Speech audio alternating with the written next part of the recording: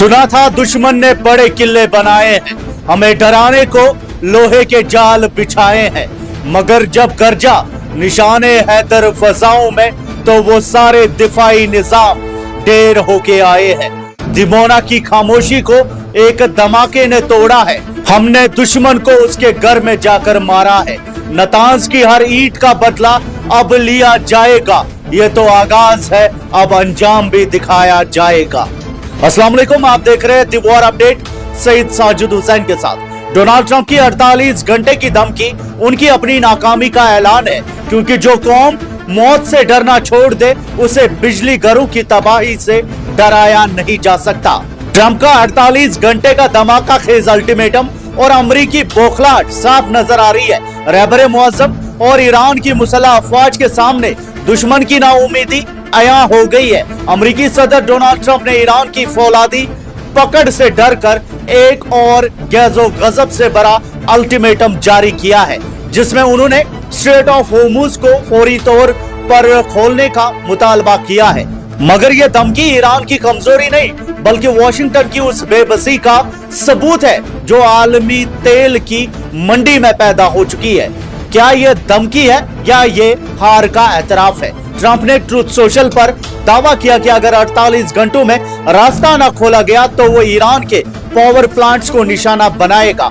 मगर हकीकत यह है कि ईरान ने इस तंग रास्ते पर अपना मुकम्मल कंट्रोल हासिल करके दुनिया की मईशत की डोर अपने हाथ में ले ली है। ट्रंप का यह कहना कि हमें इस तेल की जरूरत नहीं, दरअसल उनकी उन इत्तेहादियों से मायूसी है जो ईरान की ताकत के सामने थर थर कांप रहे हैं। इत्तेहादियों की बुज़दिली और ईरान का दबदबा साफ देखा जा सकता है। ट्रंप ने नेटो और अपने दीगर इत्तेहादियों को खुला बुज़दिल करार दिया है। उन्होंने चाइना और जापान जैसे ममालिक से इल्तिजा की है कि वो खुद आकर अपनी एनर्जी सिक्योरिटी का दिफा करे। यह इस बात का इकरार है कि अमेरिका अब तने तनहा ईरान की बहरी और दिफाई कुव्वत का सामना करने की हिम्मत नहीं रखता।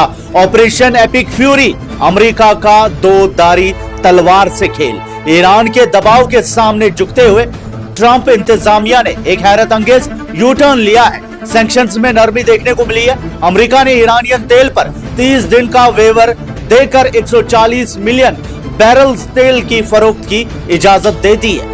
अगरचे अमेरिकी सेक्रेटरी स्कॉट बेसेंट इसे ऑपरेशन एपिक फ्यूरी का नाम देकर दिल बहला रहा है, मगर हकीकत में ये ईरान की सैंक्शंस ब्रेकिंग स्ट्रेटेजी की बड़ी फतेह है। अमेरिका अब मजबूर है कि वो आलमी इन्फ्लेशन यानी महंगाई से बचने के लिए उसी ईरानियन तेल का सहारा ले जिस पर वो पाबंदी लगाने चला था।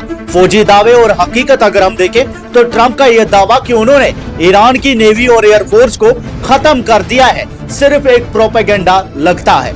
अगर ईरान खत्म हो चुका होता तो अमेरिका को 48 घंटे के अल्टीमेटम और तेल की पाबंदियों में नरमी की जरूरत न पड़ती। ईरान का परचम अब भी स्ट्रेट ऑफ होर्मुज पर पूरे शान से लहरा रहा है और दुश्मन सिर्फ दूर से धमकियां देने तक महदूद है। एक और खबर मैं आपको बता दूं, आज की शब तारीख में दुश्मन के लिए एक खौफनाक सबक बनकर उभरी है। ईरान ने साबित कर दिया है कि अगर उसकी सरजमीन और नतांज जैसे मुकद्दस दिफाई मराकज पर आंख उठाई गई तो उसका जवाब दुश्मन के दिल दिमोना में धमाके की सूरत में गूंजेगा। इसराइल का वो दिफाई निजाम जिस पर पूरी दुनिया नाज करती थी, आज ईरानियन बैलिस्टिक मिसाइल्स के सामने कागज की दीवार साबित हुआ।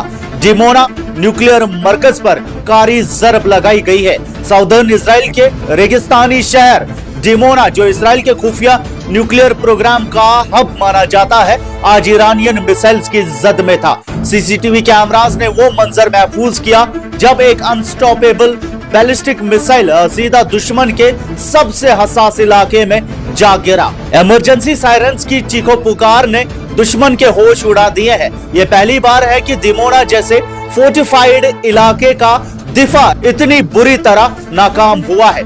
दुश्मन का जानी और माली नुकसान काफी ज्यादा हुआ है। मेगिन डेविड एडोम के मुताबिक इस स्ट्राइक ने पूरे इलाके में दहशत फैला दी है। 35 से ज्यादा लोग जख्मी हैं, जिनमें से कई की हालत तशवीशनाक है। सोरोका हॉस्पिटल के इमरजेंसी रूम्स जख्मियों से भर चुके हैं। अराद शहर पर भी हमला करके ईरान ने ये वाज़ेह कर दिया है कि अब दुश्मन का कोई भी कोना महफूज नहीं। वही तेहरान का एक डायरेक्ट मैसेज आया है, आंख के बदले आंख। ईरान ने इस हमले की जिम्मेदारी कबूल करते हुए इसे नातांज न्यूक्लियर फैसिलिटी पर होने वाले बुज़दिलाना हमले का बदला करार दिया है। ईरानियन स्टेट मीडिया ने वाज़ेह किया है कि अगर अमेरिका और इसराइल मिलकर ईरान के पुरअमन न्यूक्लियर प्रोग्राम को निशाना बनाएंगे तो डिमोना का सूरज भी इसी तरह जलेगा। ईरान के पार्लियामेंट स्पीकर मोहम्मद बागेर कैलिबैफ ने इसे टर्निंग पॉइंट करार देते हुए कहा कि अब जंग का अगला मरहला शुरू हो चुका है, जहां दुश्मन के पास बचने का कोई रास्ता नहीं।